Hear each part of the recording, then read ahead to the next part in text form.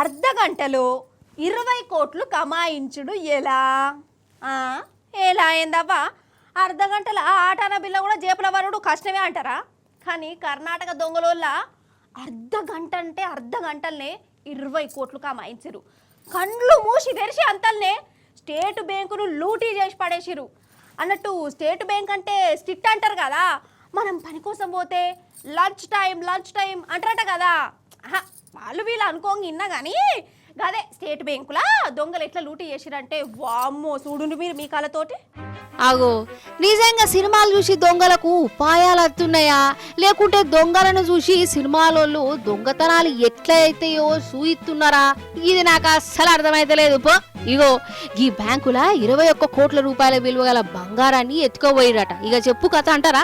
కర్ణాటకలో state bank ఉన్నది కదా, పొదుముకి బ్యాంక్ బంద్ చేసే వాళ్ళకు కొందరు మిలిటరీ బట్టలు వేసుకొని వచ్చిరాండ్లకు కత్తులు తుపాకులు పట్టుకొని బ్యాంకులు ఉన్నోళ్ళను బెదిరిచ్చురు. కొందరు మిలిటరీ బట్టలు వేసుకొని వచ్చి అండ్లకు కత్తులు తుపాకులు పట్టుకొని బ్యాంకులు ఉన్నోళ్ళను బెదిరిచ్చిరట.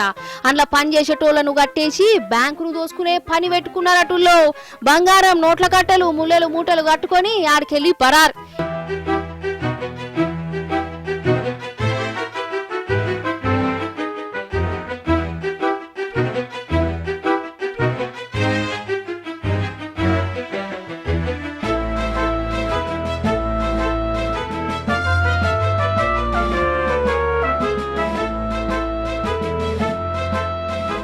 ఇది పొదుముకి 6:30కు జరిగిందట.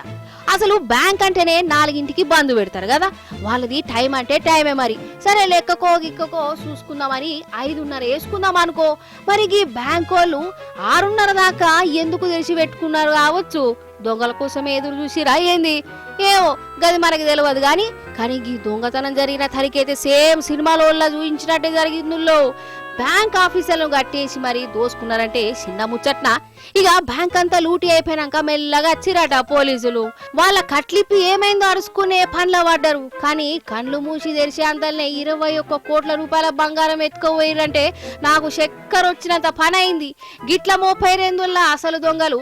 అందులో స్ట్రిక్ట్గుండే స్టేట్ బ్యాంకులనే గిసంటి చోరీలు ఎక్కువైతాయి. ఎందుకో ఏమో నాకు అస్సలు అర్థం కాదు పో.